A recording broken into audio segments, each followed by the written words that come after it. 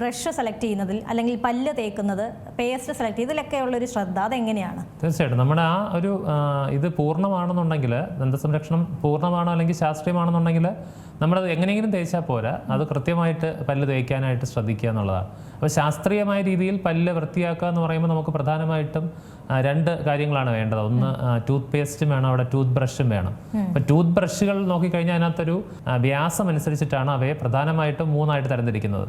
വളരെ മൃദുവായിട്ടുള്ള നാരുകൾ അടങ്ങിയിട്ടുള്ളവയുണ്ട്, ഇടത്തരം ഉള്ളതുണ്ട്, കുറച്ചുകൂടി കട്ടിയുള്ളതുണ്ട്, അതിലേക്കാളും ഇപ്പോൾ കുറച്ചുകൂടി മൃദുലമായിട്ടുള്ളതുമുണ്ട്. ഇപ്പോൾ എക്സ്ട്രാ സോഫ്റ്റ് എന്നും മീഡിയം എന്നും ഹാർഡ് എന്നും പറഞ്ഞിട്ടുള്ളവയാണ്. അപ്പോൾ ശരിക്കും പറഞ്ഞാൽ ഹാർഡ് ടൂത്ത് ബ്രഷ് നമ്മൾ നമ്മുടെ സ്വന്തം പല്ലുകളിൽ ഉപയോഗിക്കേണ്ട ആവശ്യമില്ല. നമുക്ക് കൃത്രിമ ദന്തങ്ങൾ അല്ലെങ്കിൽ വെപ്പ് പല്ലുകൾ വൃത്തിയാക്കാനായിട്ട് നമുക്ക് ഹാർഡ് ടൂത്ത് ബ്രഷുകൾ ഉപയോഗിച്ചാൽ മതിയാവും. നമ്മുടെ ഒരു ദൈനംദിന ഉപയോഗത്തിന് ഏറ്റവും അഭികാമ്യം എന്ന് പറയുന്നത് ഇടത്തരം നാരുകൾ അടങ്ങിയിട്ടുള്ള അല്ലെങ്കിൽ മീഡിയം ബ്രിസിലുകളുള്ള ടൂത്ത് ബ്രഷുകളാണ്. അതിൽ തന്നെ നമ്മൾ പ്രയോഗിക്കുന്ന ആ ഒരു രീതിയും വളരെ ഇമ്പോർട്ടൻ്റ് ആണ്. പലരും ചെയ്യുന്നതെന്ന് പറഞ്ഞാൽ ഒരുപാട് ശക്തി കൊടുത്ത് ഇടത്തുനിന്ന് വലത്തേക്ക് തേക്കുന്ന ഒരു പ്രവണതയുണ്ട്. അത് ഹൊറിസോണ്ടൽ പാറ്റേൺ ഓഫ് ബ്രഷിംഗ് ആണ്.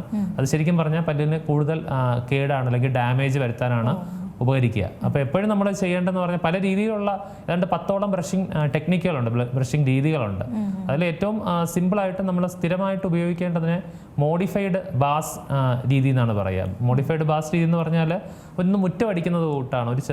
ഒരു ചെറിയൊരു 45 ഡിഗ്രി ഒരു കോൺ കൊടുത്തുകൊണ്ട് ഒരേ സമയത്ത് നമുക്കൊരു 3 പല്ലിൽ ശ്രദ്ധ കൊടുത്തുകൊണ്ട് ഏറ്റവും പുറകിലത്തെ 3 പല്ലിൽ നിന്ന് ഒരു കോൺ കൊടുത്തുകൊണ്ട് മുകളിൽ നിന്ന് താഴേക്ക് വൃത്തിയായിട്ട് ബ്രഷ് ചെയ്യുക. ഒരു 3 ആവർത്തി ചെയ്തിട്ട് ഒരു സമയം നമ്മളൊരു 3 പല്ലോ 3ഓ 4ഓ പല്ലിൽ വേണം ശ്രദ്ധ കേന്ദ്രീകരിക്കാൻ.